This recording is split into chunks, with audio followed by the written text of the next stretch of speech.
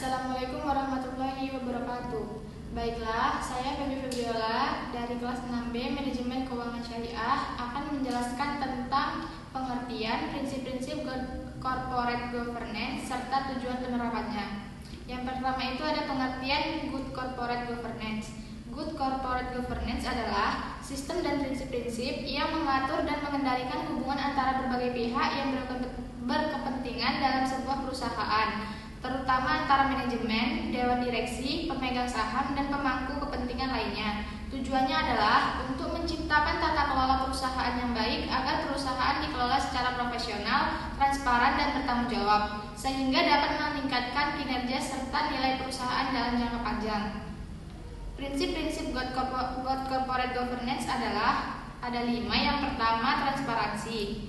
Transparansi adalah keterbukaan dalam mengungkapkan informasi yang material dan relevan secara akurat, tepat waktu, dan mudah diakses oleh pemangku kepentingan. Informasi tersebut bisa berupa kondisi keuangan, strategi bisnis, resiko, serta kegiatan penting perusahaan lainnya.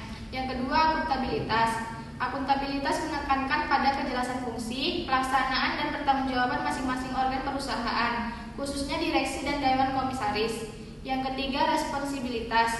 Responsibilitas adalah kepatuhan terhadap peraturan perundang-undangan dan prinsip-prinsip etika dalam menjalankan kegiatan usaha. Perusahaan tidak hanya mengejar keuntungan, tetapi juga harus bertanggung jawab serta secara sosial dan lingkungan. Yang keempat, ada independensi. Independensi berarti perusahaan harus dikelola secara objektif dan bebas dari benturan kepentingan atau dominasi pihak tertentu yang dapat mengganggu pengambilan keputusan yang sehat dan profesional. Yang kelima, ada kewajaran dan kesetaraan. Fairness adalah perlakuan yang adil terhadap seluruh pemegang saham dan pemangku kepentingan, termasuk pemegang saham minoritas, karyawan kreditur, pemasok, dan masyarakat sekitar. Tidak boleh ada diskriminasi atau perlakuan tidak adil yang merugikan pihak tertentu.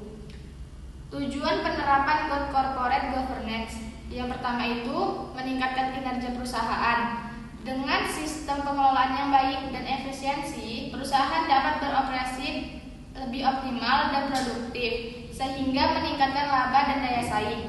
Yang kedua, dapat meningkatkan kepercayaan investor dan pemangku kepentingan. GCG menciptakan keterbukaan dan transparansi yang pada akhirnya meningkatkan kepercayaan investor, kreditur, pelanggan, dan masyarakat terhadap perusahaan. Yang ketiga, mengurangi risiko penyalahgunaan kekuasaan. Dengan sistem pengawasan yang kuat, potensi praktik korupsi, kolusi, nepotisme, dan penyalahgunaan wewenang dapat ditekan seminim mungkin. Yang keempat, menjamin kepatuhan terhadap regulasi. GCG mendorong perusahaan untuk taat terhadap hukum dan peraturan yang berlaku, baik dari sisi perpajakan lingkungan, ketenagakerjaan, maupun perlindungan konsumen. Yang kelima, meningkatkan nilai perusahaan dalam jangka panjang.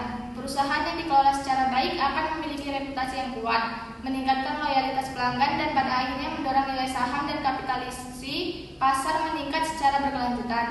Dan yang terakhir, membangun budaya etika perusahaan. GCG mengarahkan perusahaan untuk tidak hanya mengejar keuntungan, tetapi juga menjunjung tinggi etika bisnis, tanggung jawab sosial, dan pembangunan berkelanjutan.